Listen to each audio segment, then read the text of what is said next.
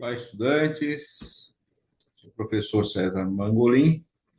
Essa é a nossa segunda dessas aulas ao vivo deste bloco, né? De História da Filosofia Moderna 1. Na semana passada, estou tentando dar uma sequência, né? Vocês estão aí no período das provas. Na semana passada, eu tentei insistir em temas, claro que nós passamos por eles aí nas videoaulas, no material didático escrito, tal, as indicações de leitura, nas atividades, né? Mas eu ainda estou insistindo numa reflexão breve aí sobre as novidades, né, desse período que a gente chama de História da Filosofia Moderna. Então, na semana passada, eu tratei um tanto das novidades desse período, né, enfim, das possibilidades abertas, né, pelas transformações que ocorriam ali na, dentro da Europa, né, as transformações que fazem parte de um longo processo que envolve a transição do modo de produção feudal ao modo de produção capitalista, né? É um longo processo porque ele só vai acontecer, de fato, com a Revolução Industrial, ali na segunda metade do século XVIII já. Essas transformações, né, fazendo uma síntese aí do que a gente falou semana passada, né, eu estava tentando dizer que essas transformações sociais, das estruturas, né, das formações sociais, elas vão provocar, evidentemente, também transformações no campo do conhecimento. Isso vai provocar, né, mudanças em todos os setores, né? E no conhecimento nós vamos ter também mudanças nisso que nos interessa mais especificamente, que é a filosofia. Qual a grande novidade aí, né, nessa área do conhecimento? O surgimento de uma nova perspectiva com relação à ciência, né? E também, claro, né, é nisso que nós abrimos novas possibilidades, e essas possibilidades, não esqueçamos nunca que a gente não está estabelecendo um juízo de valor, né? Se elas são positivas, se elas são negativas, e assim vai, né? Nós temos positivos e negativos aí para todos os lados, né? Eles caminharão juntos, provocando tanto grandes descobertas, grandes avanços para a nossa espécie, quanto também novas grandes misérias que nossa espécie é capaz de proporcionar. Esqueçamos que dessa mesma época é o processo de colonização, né, do que eles chamavam de Novo Mundo, e nós sabemos bem o que aconteceu nesse Novo Mundo, né? De escravização, de genocídio de população original e essas coisas todas.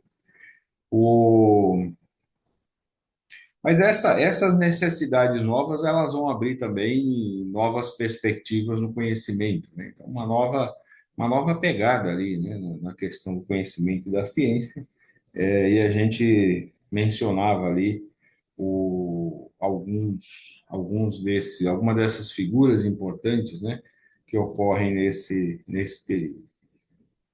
O, e aí eu falava para vocês que nós temos mudanças consideráveis em na filosofia como um todo, mas em algumas áreas da filosofia, particularmente por conta não de um rompimento, porque essa ruptura não existe, né?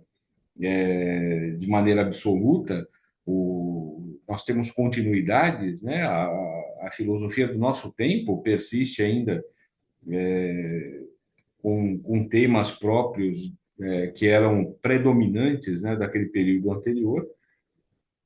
Quais temas? Né? Aqueles ligados a uma perspectiva teocêntrica, em que a dogmática teológica ocupa, né, o lugar de pressuposto, né, de ponto de partida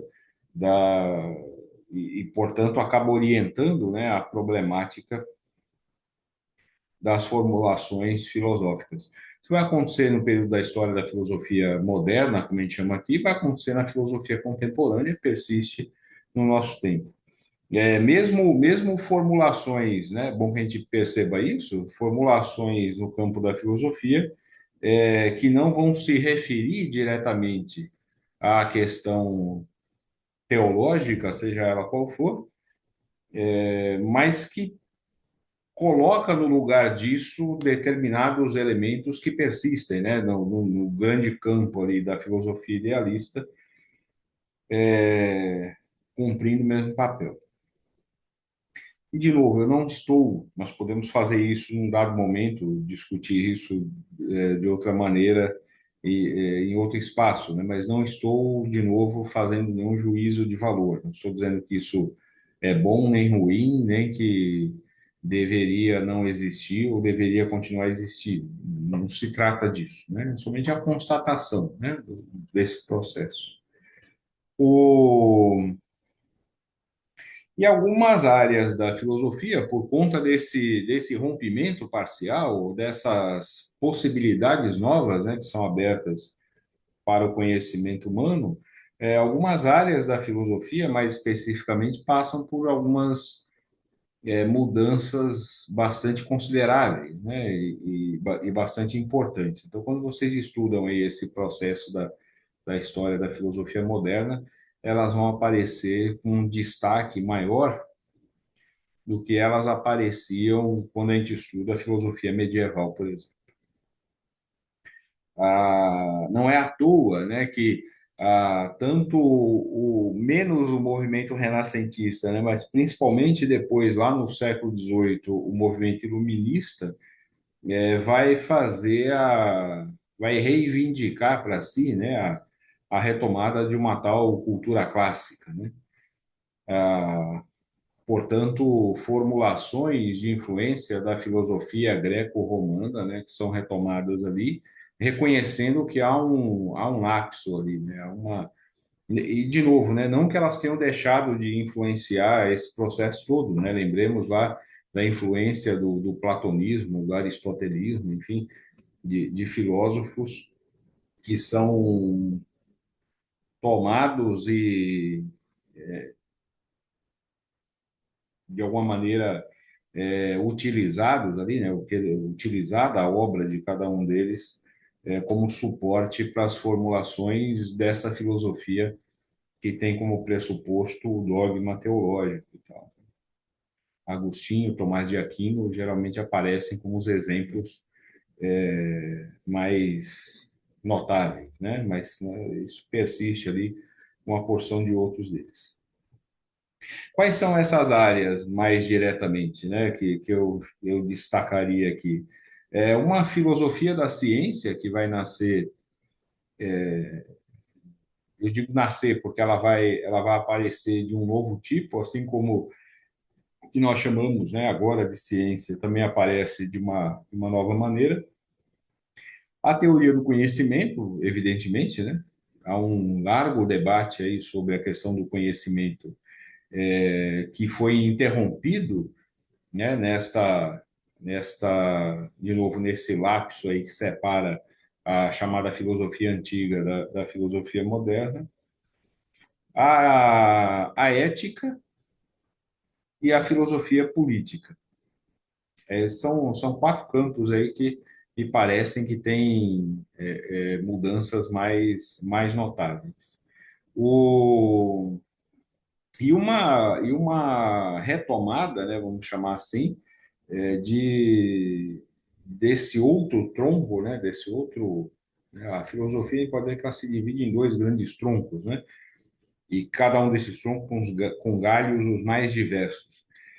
Mas dois grandes troncos que são ali a filosofia idealista e a filosofia materialista, né? E no meio dessa árvore que faz assim, né, no meio da copa dessa árvore, nós temos galhos ali que se misturam um pouco, né? Então tem essas saladas ali no meio, enfim. O, mas a filosofia materialista ela ganha um novo impulso ali, né? Notadamente naquelas correntes que vão se desligar, né? Ou retirar como pressuposto necessário a questão do dogma teológico. O, é importante a gente lembrar que essa ideia, o que nós chamamos de ciência, o que nós chamamos de cientistas, né? Essa noção que a gente tem hoje do cientista, assim, o cientista ele era chamado o físico, né? Chamado de filósofo natural até pouco tempo historicamente, né? Isso é coisa ali do século XIX. Então, essa distinção que no nosso tempo, né, no século XX, no nosso tempo, né, ela tende a aparecer sempre confusa em alguns pontos, né, mas ela tende a aparecer de maneira mais clara entre filosofia e ciência, ela não aparecia assim dessa maneira, né? Quer dizer, e talvez seja algo que a gente precise refletir melhor, né? A filosofia e a ciência caminham juntas, né, necessariamente, né? Ou determinadas maneiras, né, determinadas formas, né, da produção filosófica caminham necessariamente ao lado do esforço da ciência, né, como nós a compreendemos. Então, a filosofia da ciência ela vai ganhar vida, né, nesse processo e persiste até o nosso tempo por razões óbvias, né? Então, nós temos uma prática científica, né, e uma nova prática científica que envolve a ciência experimental, né? Essa é uma grande novidade.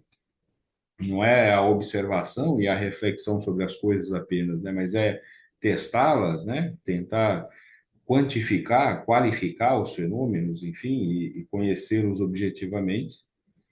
Então, é óbvio que há uma reflexão, né, sobre esta nova prática e a filosofia da ciência e mais recentemente, né, uma filosofia das ciências sociais também, né, algum ganha mais espaço, particularmente na reflexão sobre o método, né, o, e enfim, é uma série de outras concepções que estão embutidas aí. A teoria do conhecimento, vejam, ela ganha um grande impulso, né, e é alvo ali de um grande debate que já acontecia lá na filosofia antiga, e é bastante interessante porque quando a gente retira, né, a ideia de que, olha, a fonte do conhecimento, do saber e etc., está em alguma forma de inspiração sobrenatural, né? E as coisas que nos são dadas conhecer, elas são dadas por conta desse projeto determinado, enfim. Essa pré-determinação, né, ou o que a gente poderia chamar essa teleologia idealista, que tenta encontrar uma razão nas coisas todas, né, uma razão que tem a ver com começo, meio e fim, como se as coisas todas acontecessem independentemente do nosso conhecimento delas, né?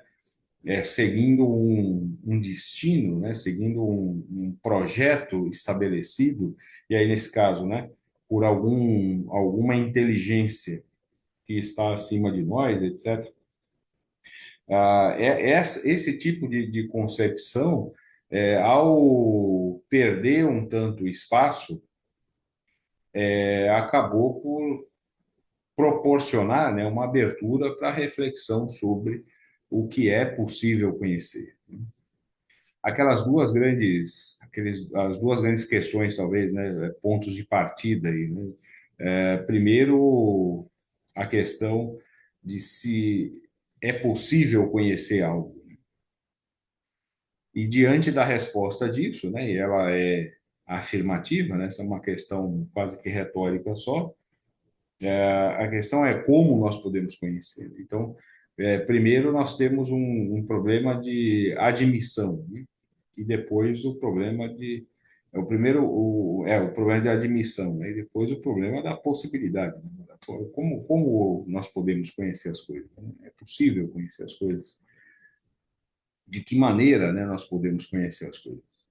E aí vocês passaram já tanto nessa disciplina quanto também em introdução da filosofia, à filosofia, vocês vão passar por isso, na teoria do conhecimento vão passar por isso, né? O grande debate ali que envolve a questão do conhecimento. Nessa época, primeira aí da história da filosofia moderna, que está cindida em duas aí a disciplina, né? Particularmente os debates ali em torno do racionalismo e do empirismo.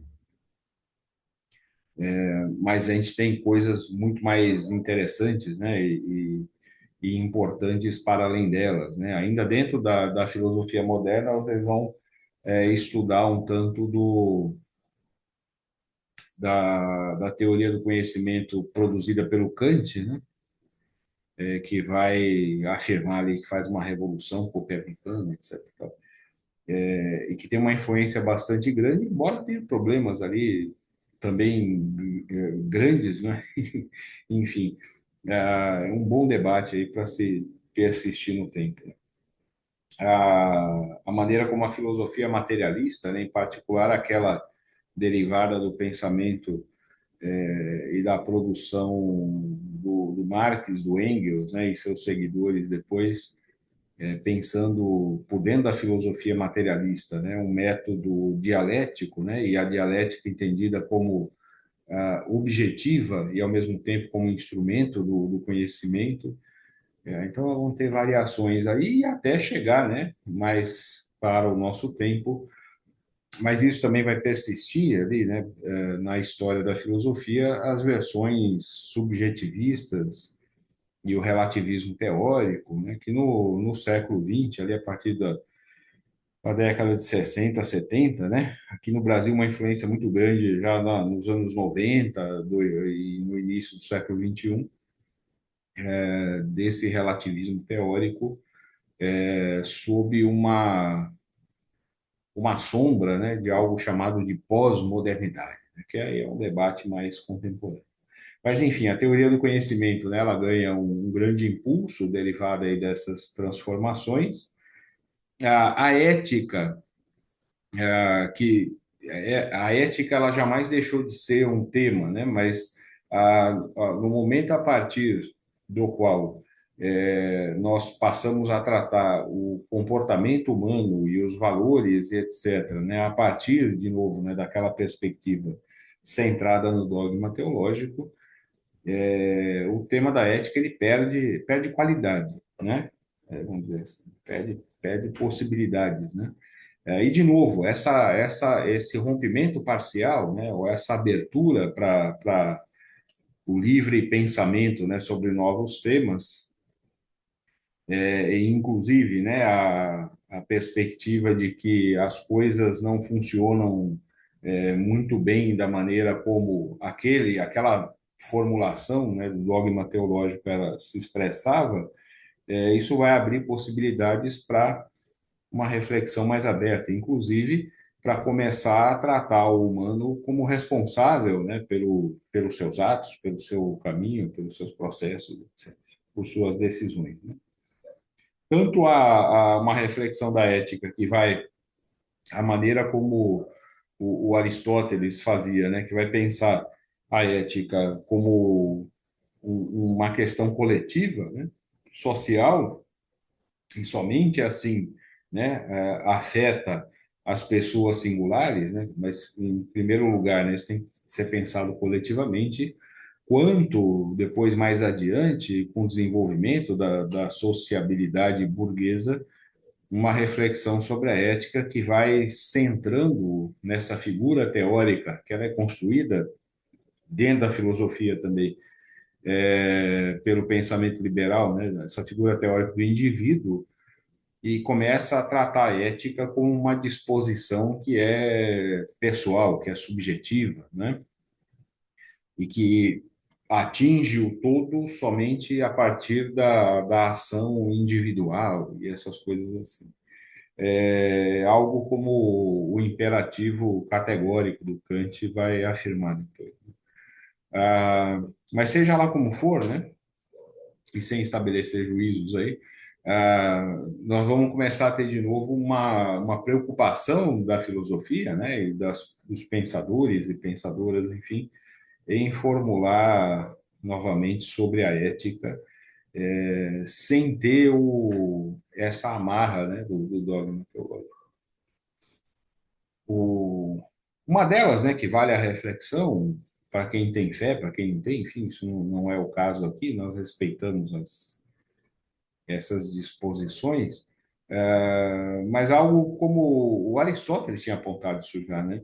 Ora, se eu faço, né, quer dizer, se um grupo, se uma sociedade se organiza assim, ou se uma pessoa toma suas decisões e ela faz, né, ela age de uma certa maneira, com medo de uma punição, quer dizer, ela está agindo sob uma pressão coerciva, né? E isso não é virtude, né? Se eu estou agindo, porque agindo assim eu terei um prêmio, né, na vida eterna ou qualquer coisa do tipo, ou terei um castigo, né, do mesmo tipo, isso se chama, né, ação coerciva, né, e não o convencimento. É a mesma coisa de não cometer algo que nós temos nossas leis, né? Não fazer algo que contraria as nossas leis, não porque eu não estou com vontade de fazer, mas porque eu tenho medo da punição, né? Assim, não há virtude nenhuma nisso, né? A questão é, assim, as ações têm que partir de um convencimento, né? De que esta ação ela é benéfica para a vida social, né, coletivamente. Então, essa é uma reflexão bastante interessante. Eu mencionei na outra aula o Spinoza, né, ele vai produzir algo bastante interessante aí no campo da ética e vai produzir também na questão da política, né? Então, por fim, aí a filosofia política, esta ganha um espaço totalmente novo, né? Ainda que algumas das formulações precisem dar conta ali, dialogar, né, com as formulações do passado recente ali deles, né, ou não rompam completamente com um dado viés e uma terminologia, né, própria daquela época, o que é compreensível, mas vão ter formulações bastante originais, né? Então coisas novas de fato acontecendo nesse campo, né? Desde o Maquiavel, né? O movimento renascentista já apresentava um tanto disso, né? Vocês pegarem ali obras como do Campanella, né? A Cidade do Sol, a Utopia do Moros, enfim. Mas o Maquiavel, ele é uma grande novidade na filosofia política, porque o Maquiavel vai pela primeira vez pensar a política e tentar pensá-la objetivamente, né?